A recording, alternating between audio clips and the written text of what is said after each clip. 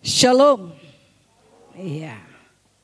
Selamat pagi semua untuk warga Gema yang bersuka cita ya. Iya. Saya senang sekali tadi itu dengar dari anak Eva kesaksian yang luar biasa. Iya. Jadi kebesaran Tuhan, kasih Tuhan, penyertaan Tuhan, mujizat Tuhan itu selalu ada. Hanya kadangkala kita yang membatasi. Kenapa kita membatasi itu? Karena masalah yang terjadi kadang itu lebih menguasai hidup kita. Daripada apa yang Tuhan Yesus kerjakan bagi hidup kita. Nah inilah kesaksian yang luar biasa itu membangkitkan kita. Tetap fokus saja kepada Tuhan Yesus. Segala yang terjadi, apapun itu, kehendak Tuhan yang terjadi bukan kehendak kita. Nah hari ini kita mau belajar bagaimana sebentar lagi ya kita memperingati hari kenaikan Tuhan Yesus. Yang tepatnya nanti tanggal 26. Tapi saya coba untuk berbagi kepada jemaat Tuhan untuk pagi hari ini. Pembacaan saya yang terambil daripada Kisah Para Rasul ya. Kisah Para Rasul 1 ayat 6 sampai dengan ayatnya yang ke-14.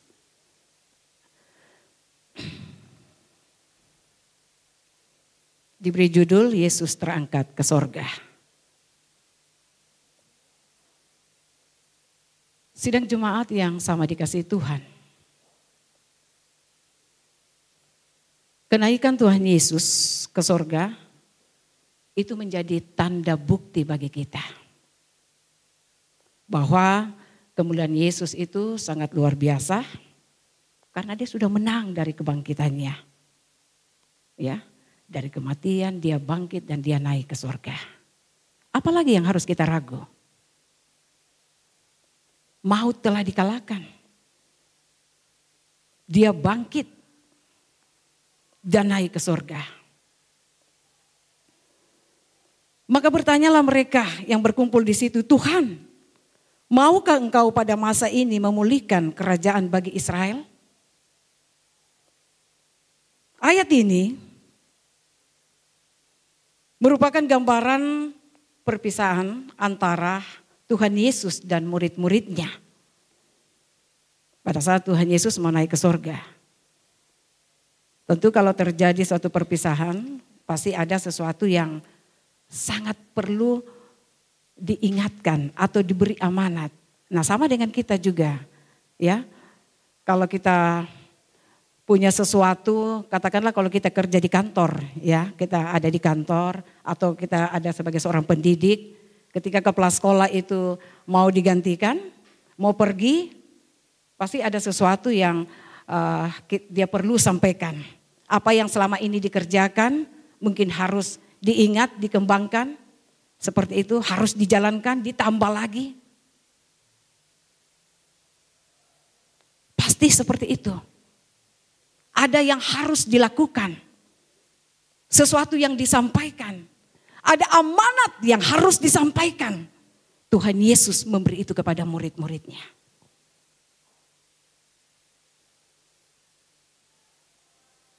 Kalau perpisahan yang pertama mereka terpisah karena Yesus mati, setelah itu bangkit.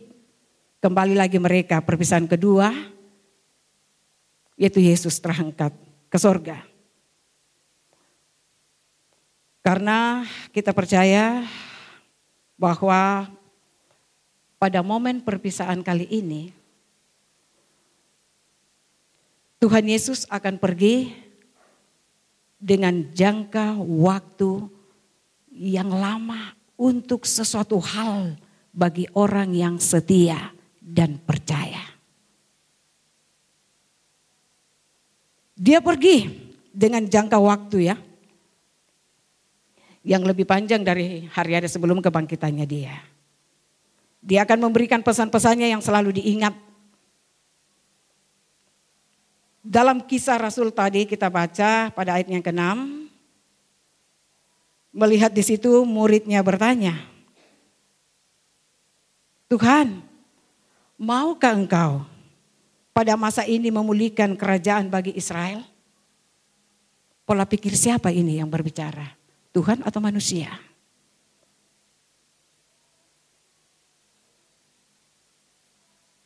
Pola pikir manusia, murid Tuhan Yesus. Tetapi kita diajar di sini nanti bagaimana kita memiliki itu pola pikir Kristus. Sama dengan kesaksian tadi.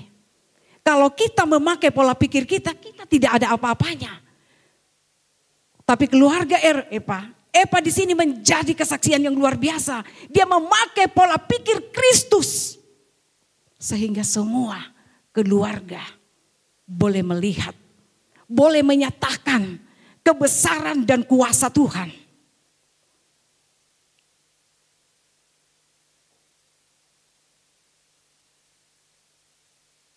Kalimat pertanyaan dari murid ini mencerminkan pola pikir murid. Sekalipun mereka ya sudah 3,5 tahun sudah berlama bersama dengan Yesus. Tapi itulah sama dengan kehidupan kita. Sekalipun kita sudah lama dikatakan pengikut Kristus, tapi ketika kita diperhadapkan dengan masalah, sesuatu hal yang luar biasa bagi hidup kita terjadi, kembali pola pikir kita datang di situ menguasai kita. Sehingga kita sudah lihat kecil itu doa. Kita lihat lagi sangat kecil itu kuasa Tuhan. Tapi yang kita lihat besar sekali masalah itu tidak bisa kita selesaikan.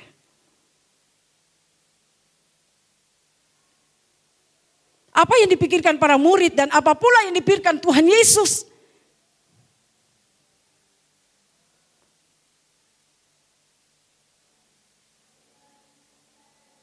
Tetapi mari kita lihat. Apa yang dijawab. Engkau tidak perlu mengetahui masa dan waktu yang ditetapkan Bapa sendiri menurut kuasanya.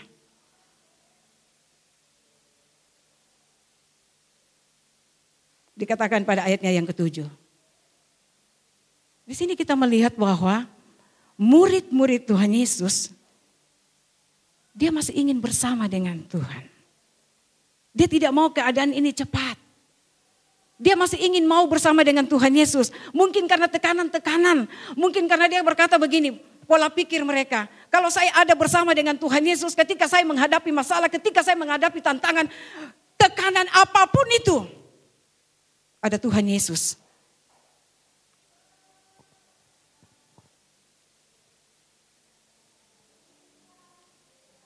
Seperti itu.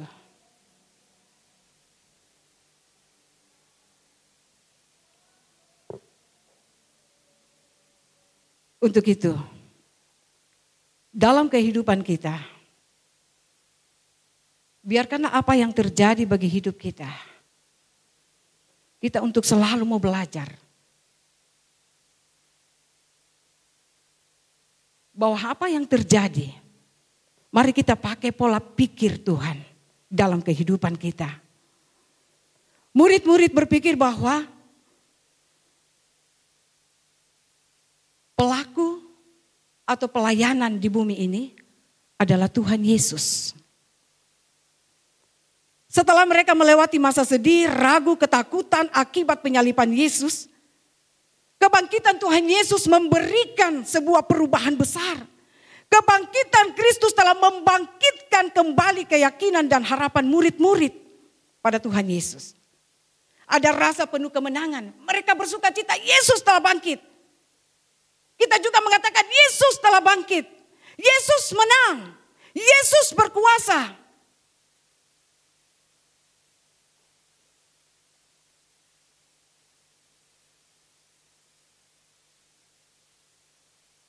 Kalau kita bisa berpikir dengan pola pikir Tuhan, dengan cara kita berkata seperti itu. Mengapa kita mesti ragu? Mengapa kita mesti takut?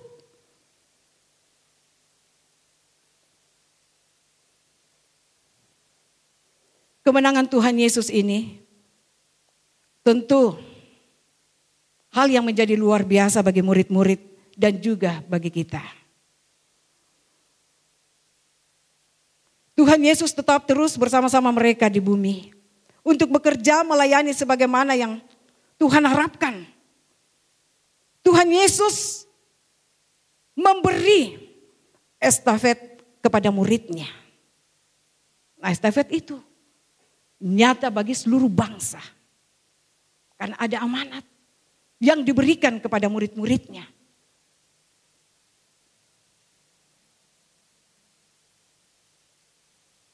Gambaran di sini dikatakan bahwa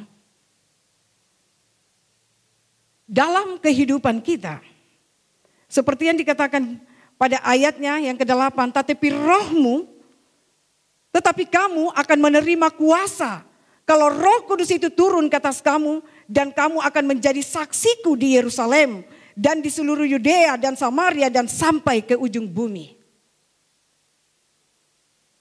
Apa yang dipikirkan para murid ini pada ayat yang ke-8? Apa yang dipikirkan para murid dan apa pula yang dipikirkan Tuhan Yesus? Dia tahu bahwa Yesus akan memberi dia amanat. Yesus mau memberi estafet ini kepada mereka untuk dijalankan. Untuk pergi memberitakan Injil.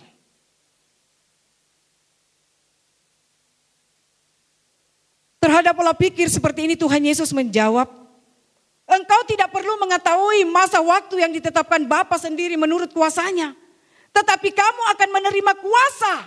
Dengan kata lain Tuhan Yesus hendak berkata, berfokuslah kepada ketetapan Bapa. Adakah kita fokus kepada apa yang Tuhan Yesus sudah perkatakan kepada kita? Kalau kita tidak fokus kepada ketetapan Bapa dalam hidup kita, memang tidak akan pernah kita lihat kuasa Tuhan. Kebesaran Tuhan tidak akan pernah. Karena ketetapan dalam hidup kita, kita tidak fokus. Kita tidak fokus. Tuhan mau kita berfokus kepada ketetapan Bapa. Tuhan Yesus tidak menjawab kapan karena ia tidak boleh memberitahukan kapan kerajaannya yang sempurna itu datang. Yang dimulai dengan kedatangan Kristus yang kedua. Karena menurut ketetapan Bapa, hari itu akan datang dengan tiba-tiba tanpa seorang manusia pun yang tahu.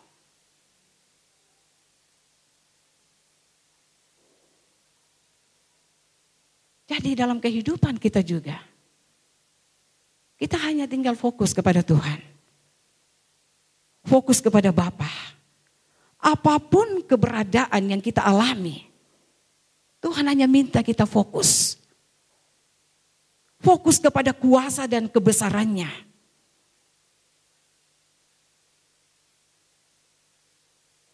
Itulah yang Tuhan mau, yang Dia inginkan dalam kehidupan kita.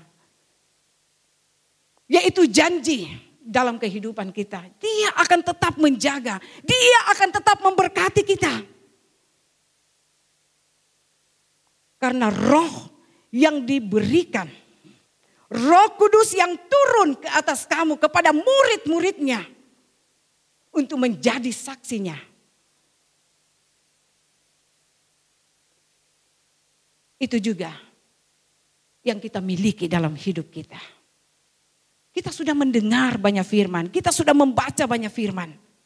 Kekuatan yang diberikan oleh Tuhan, kebesaran yang diberikan oleh Tuhan. Mari kita pakai untuk tetap punya pola pikir Tuhan. Punya pola pikir Tuhan dalam kehidupan kita. Bukan pola pikir kita, keterbatasan kita.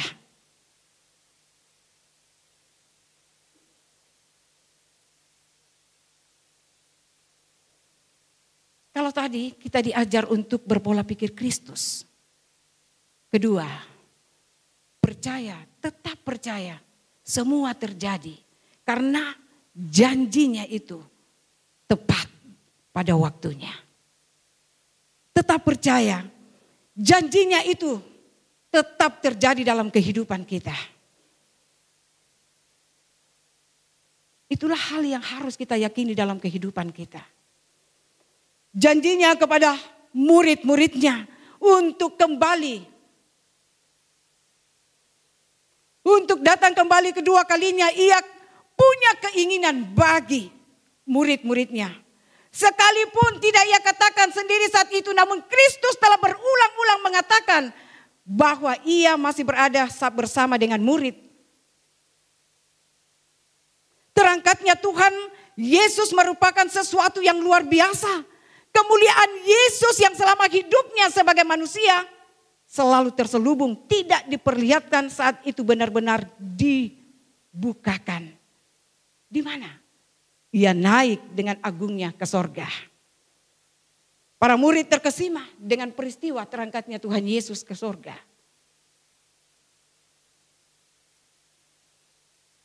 Dan aku akan mengirim kepadamu apa yang dijanjikan Bapakku. Tetapi kamu harus tinggal di dalam kota ini sampai kamu diperlengkapi dengan kuasa dari tempat tinggi. Kalau kita melihat dalam Lukas 24 pada ayatnya yang ke-49.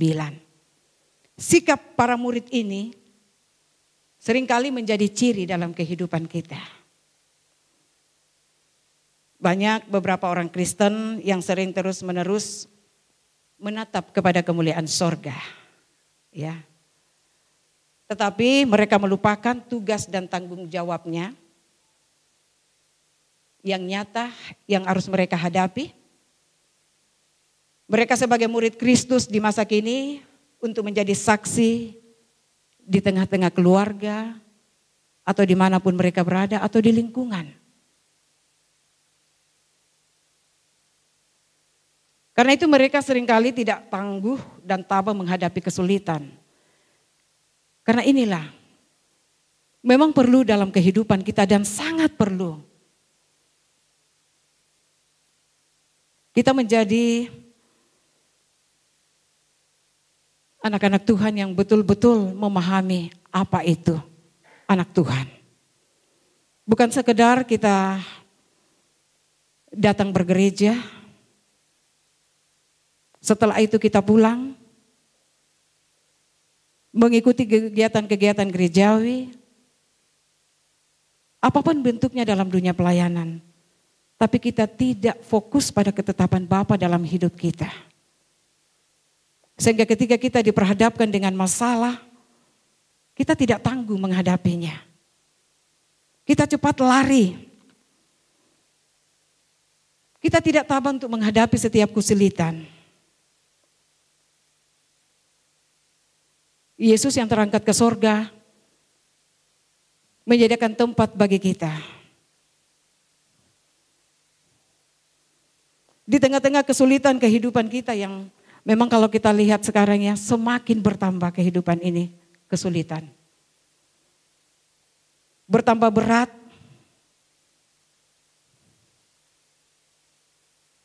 Kayak sulit kita melihat keadaan ini, menghadapi tantangan ini. Tapi satu hal yang harus kita pegang teguh, kita percaya bahwa Tuhan Yesus itu tidak pernah meninggalkan kita. Mungkin kita berpikir, saudara-saudara yang sama dikasih Tuhan, kita boleh pintar, kita boleh menjadi orang yang luar biasa, mungkin dalam pekerjaan kita, dalam kehidupan keluarga kita mungkin kita lebih daripada orang lain. Entah itu secara finansial. Mungkin kita menganggap orang yang di depan kita itu biasa saja. Saya lebih daripada mereka. Tapi satu hal yang harus kita tahu. Bahwa kita diciptakan Tuhan itu semua baik. Tuhan menciptakan kita semua itu semua indah di mata Dia. Siapa kita? Yang senantiasa mencari kelemahan, kesalahan orang lain. Yang ada, kita adalah anak-anak Tuhan yang tidak akan pernah bertumbuh. Karena kita terus bergelut dengan cara kita seperti itu. Ketika para hambanya berkhotbah, mungkin saja kita memikirkan hal yang lain.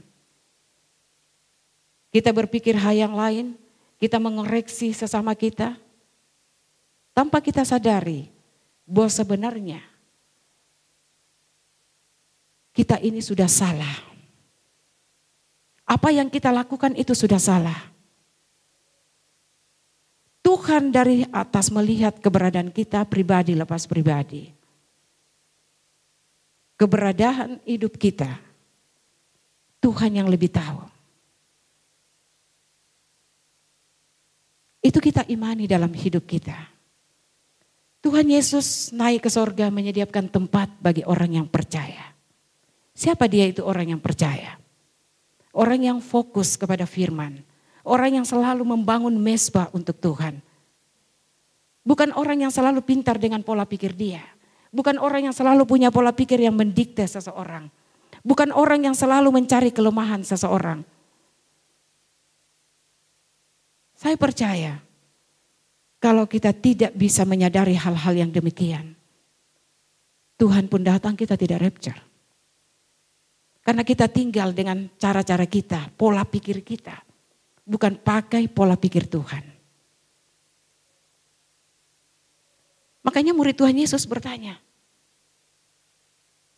Pola pikir dia. Maka bertanyalah mereka yang berkumpul di situ, Tuhan maukah engkau pada masa ini memulihkan kerajaan bagi Israel? Dia berpikir bahwa kerajaan Israel saja yang mau dipulihkan. Karena mereka berpikir mereka adalah umat pilihan. Kadang kita juga pola pikir seperti itu. Saya terpintar dan saya terhebat di gereja itu. Saya terpintar dan saya terhebat di kantor itu. Siapa yang tidak kenal saya? Kita lupa. Kita jangan memiliki, anak Tuhan tidak boleh memiliki hal yang seperti itu. Tapi ketika itu timbul dalam pikiran kita, baiklah kita berdoa. Sehingga pola-pola pikir seperti itu hilang.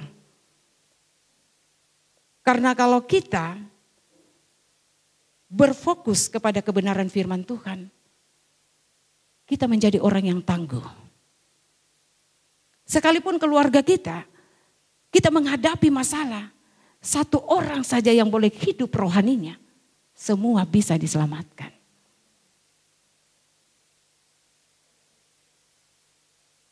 Itu yang paling terpenting dalam kehidupan kita.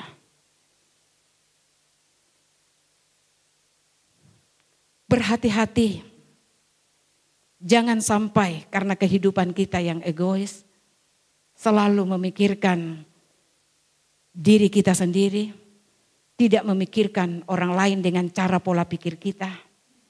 Kata kasarnya kalau kita mau sebut mungkin orangnya serampangan. Ya, tidak tertib semaunya. Orang-orang yang seperti itu, saudara-saudara yang sama dikasih Tuhan. Saya mau katakan itu orang-orang yang serampangan. Melihat kelemahan orang, berusaha mencari kekurangan orang.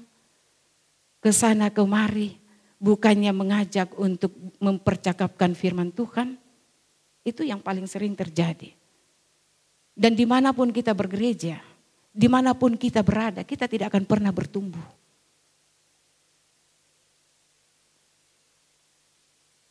Orang-orang yang seperti itu dan tidak melakukan tanggung jawabnya sebagai saksi Kristus. Coba perhatikan. Saya katakan ya, saya kalau boleh dikatakan mama apa semua dari gereja atau raja apa semua ya. Hidup saya belajar melihat banyak hal. Oh seperti itu artinya saya tidak boleh seperti itu. Tapi saya tidak mau mengandalkan, tapi saya mengandalkan Tuhan. Untuk dalam kehidupan kita. Belajar untuk tidak hidup yang serampangan, yang kita anggap apa ya, kita anggap kehidupan ini ya, besok pagi juga sudah seperti begini, tidak ada apa-apa yang terjadi. Semua aman-aman saja, jadi kalau aman-aman kita mau-maunya kita berbuat, mau-maunya kita berpikir, mau-maunya kita berpikir seperti pola pikir murid-murid Tuhan Yesus pada ayatnya yang pertama. Karena kita merasa diri bahwa kita adalah orang yang selalu hadir di ibadah. Kita orang-orang yang ada di jemaat Kima yang punya pendeta luar biasa. Kenapa saya harus takut? Memang betul.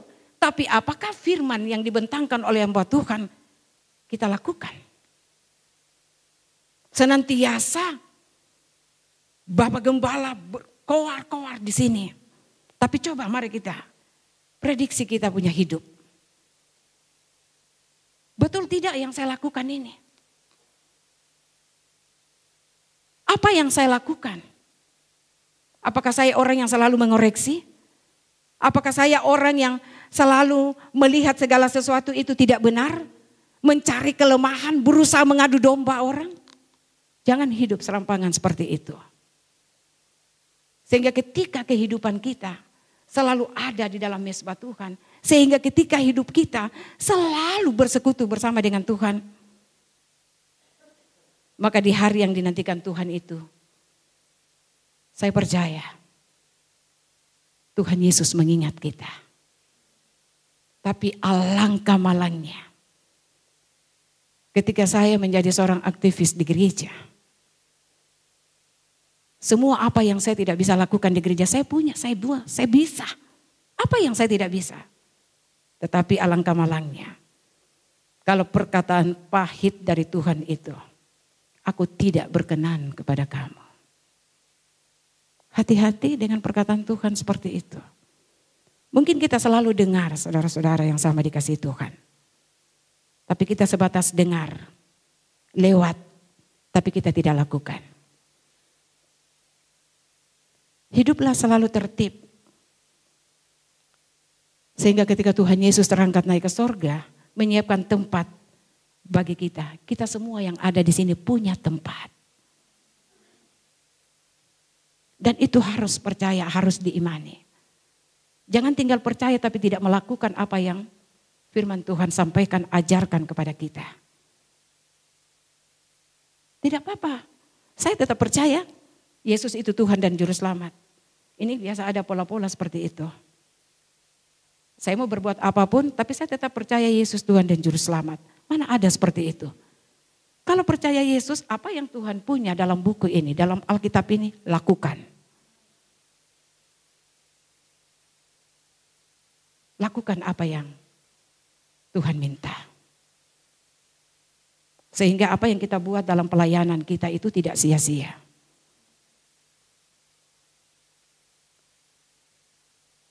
Saya ngeri sekali kalau dengar Bapak Gembala itu 10 tahun ke depan. Saya sepertinya itu kehidupan saya seperti saya bilang, coba Tuhan tarik nih saya naik ke atas. Saya sampai biasa di keluarga anak-anak saya itu katakan gini, Mama kalau sedikit-sedikit itu berbicara generasi terakhir. Generasi terakhir. Kenapa saya selalu melatungkan itu? Memang firman harus selalu diperkatakan siang dan malam. Tidak mengenal waktu. Karena saya mau keluarga saya rapture ketika Tuhan Yesus datang. Itu kerinduan dan itu pasti terjadi. Tapi harus ada kerja keras. Tidak semudah itu kita mengambil. Tuhan pun disalib, dia tidak enak-enak. Segala penderitaan dia harus lakukan. Diludahi, dicerca, kita tahu semua itu. Diludahi, dicerca, dimaki kiri kanan apa semua segala macam, difitnah luar biasa. Kita semua tahu. Tapi kita tidak pernah memaknai itu. Kita hanya sekedar tahu. Bukan main itu. Tuhan Yesus pengorbanannya. Kita tahu, kita bernyanyi. Kita mempercakapkan. Tuhan Yesus itu luar biasa. Mulut. Tapi apa? Betulkah Tuhan Yesus itu berkuasa bagi hidup kita? Kalau dia berkuasa, nyatakan itu. Ketika ada masalah atau problem hidup yang kita alami, mari kita saling mendukung satu dengan yang lain. Saling mendoakan satu dengan yang lain. Itu kekuatan, itu ciri anak Tuhan. Bukan anak Tuhan yang semperangan saja, yang tidak tertib hidupnya. Ya. Terus terang Bapak Pendeta, kalau saya pelayanan juga di gereja Kristen holistik, saya sebelum ambil bagian dulu, saya selalu bicara sama Bapak Gembala. Kebetulan Bapak Gembalanya itu kemenakan saya. Saya bilang biasakan orang-orang yang pada saat ibadah, jangan ada yang bergerombol di belakang. Biasakan mereka itu tertib. Saya terus terang, saya bicara seperti itu. Karena kita ini masuk rumah Tuhan, menghargai hadirat Tuhan. Kita datang kan punya misi untuk bergereja. Kita datang membangun mesbah untuk Tuhan. Bukan kita datang, kita di belakang, kita bercerita. Firman Tuhan lewat. Jadi kalau kita mau katakan kita sudah bergereja, kita sudah penuh berkat, berkat apa? Kembali bertanya pada diri kita.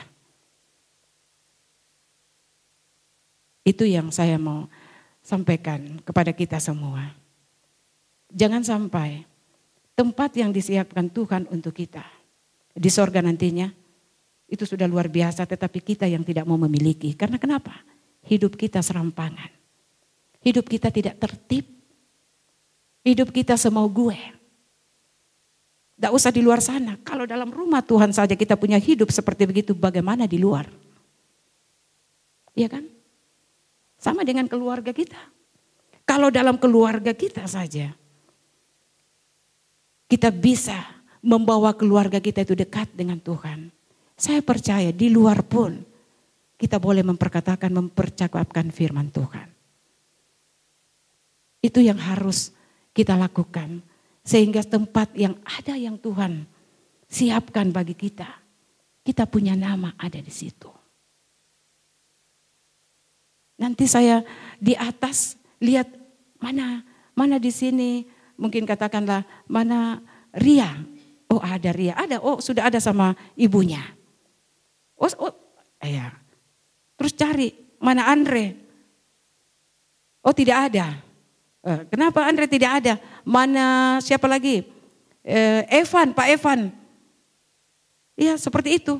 Orang-orang yang ada di dalam dicari tidak ada semuanya. Tapi yang muncul di situ adalah Bapak Gembala, Ibu Gembala, ya. Ada Eping di dalam, ada Ibu, ya, ada kita semua. Nah, ini orang-orang yang selalu duduk di sini, yang selalu berdiri di sini. Itulah yang saya katakan. Belajarlah kita untuk selalu tertib. Kalau yang lain kita boleh tertib, kenapa dalam hadirat Tuhan membangun mesbah kita tidak tertib? Saya rasa kita punya kursi kosong banyak. Iya. Kalaupun tidak ada, baiklah kita juga duduknya yang baik. Minta maaf. Karena saya terus terang, kalau ambil bagian, memang kita harus biasakan hal-hal yang seperti itu. Kita jangan seperti orang-orang yang yang hidupnya tidak tertib. Kita harus tertib di hadapan Tuhan. Kalau di luar sana, di tempat kerja kita boleh tertib. Tapi kenapa kalau di rumah Tuhan kita mau-maunya kita? Ya. Saya percaya ketika kita mau-maunya kita, firman Tuhan dibentangkan, boleh saya tanya. Mungkin saya bawa satu, saya tanya, maksudnya ini apa tadi perkataan saya? Pasti kalian tidak bisa jawab. Mungkin kalian bisa jawab dengan pengetahuan umum kalian.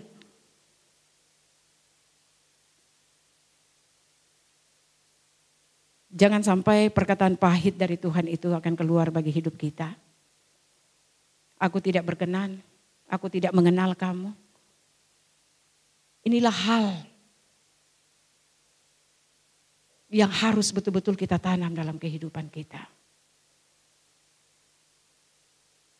Jangan kita selalu memakai pola pikir kita. Tapi baiklah kita memakai pola pikir Tuhan Yesus yang selalu mengajar kita. Apapun yang kita hadapi, tantangan apapun, pasti terjadi penyelesaiannya. Kalau ada apa? Kalau ada mesbah untuk Tuhan. Lakukan apa yang Tuhan perintahkan.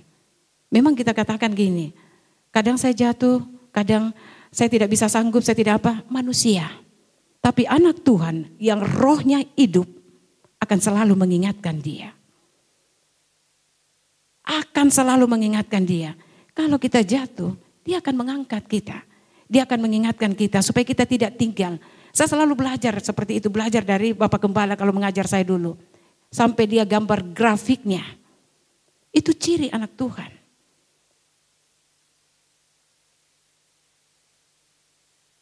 Jadi belajarlah kita untuk selalu memakai pola pikir Tuhan. Sehingga apapun yang kita jalani dalam kehidupan kita. Kita percaya buah kuasa Roh Kudus itu akan memampukan kita untuk menjadi berkat bagi sesama kita, di sekitar kita. Berkat keselamatan Tuhan itu akan nyata bagi kita semua. Tetaplah menjadi anak-anak Tuhan yang selalu membangun mezbah untuk Tuhan. Tetaplah menjadi anak-anak Tuhan yang memakai pola pikir Tuhan Yesus dalam menjalani kehidupan ini.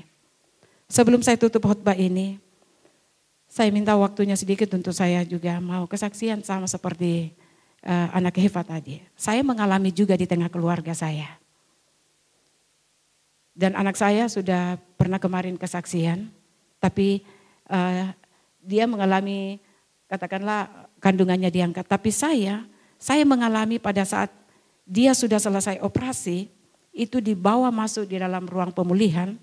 Saya tidak tahu kenapa. Sebenarnya kalau dalam ruang pemulihan tidak boleh ada orang masuk. Itu yang ada hanya suster.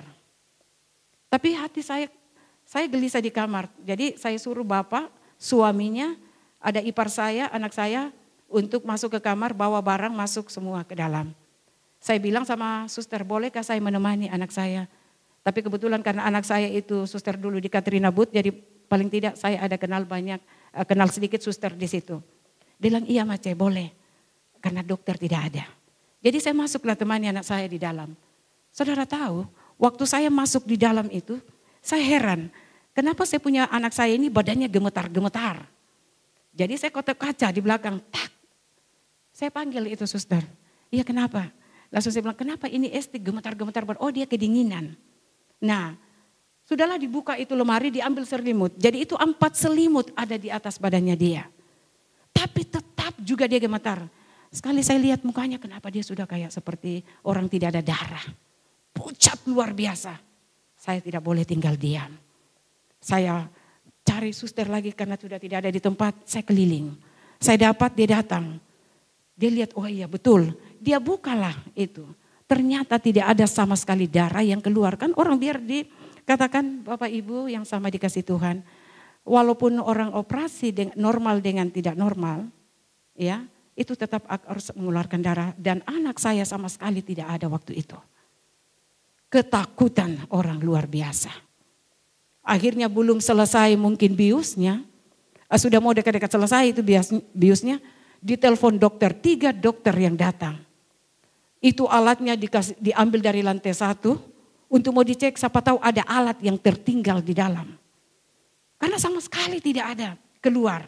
Dicek apa semua, jangan sampai kata ada alat kah apa semua segala macam, saya tidak tahu.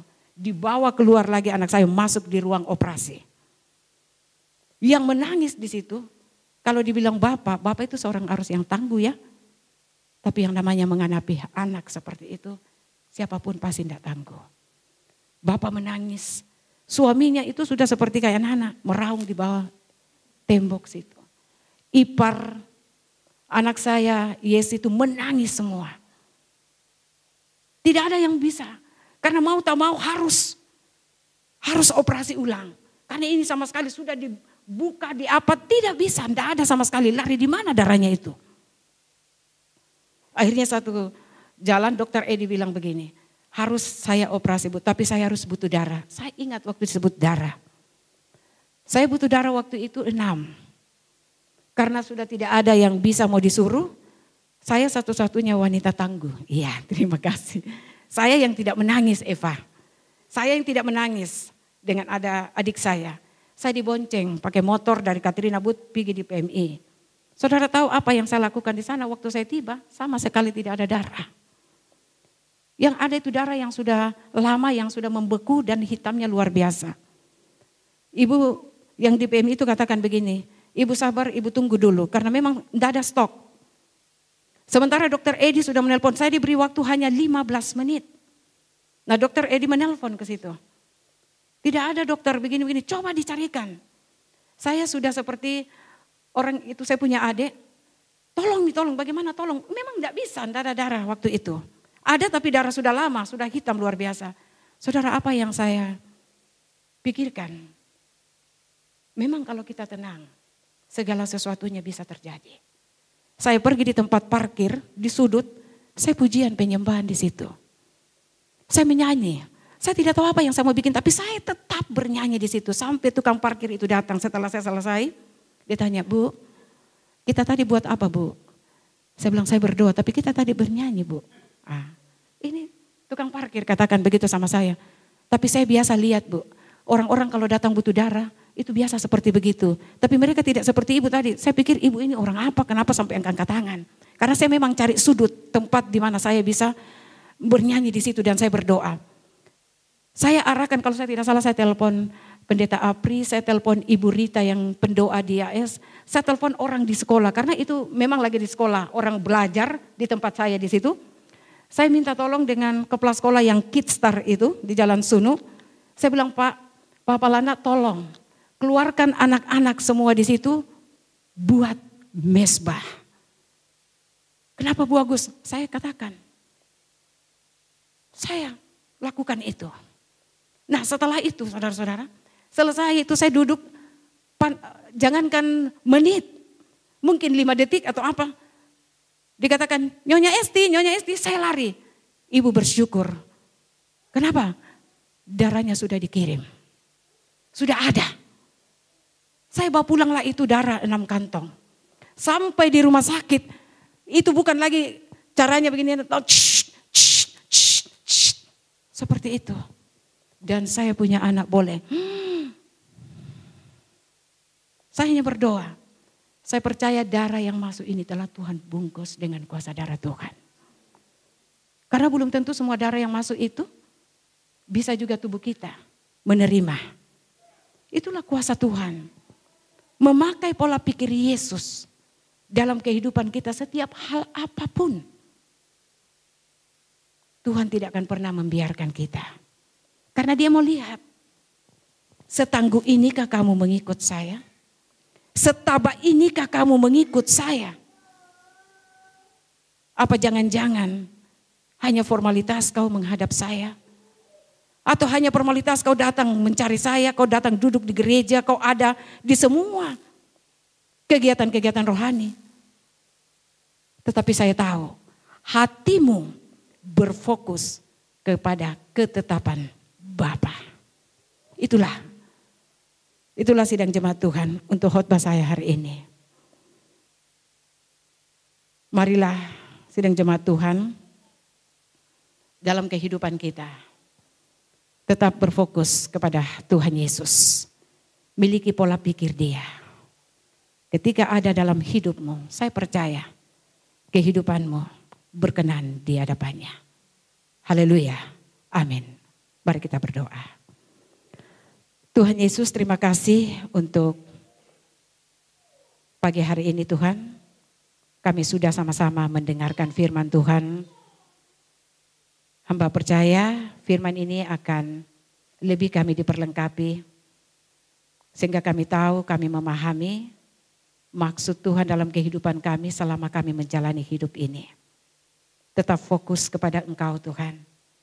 Dan biarlah masa-masa penantian kami ini adalah masa-masa penantian yang luar biasa yang berkenan di hadapan Tuhan.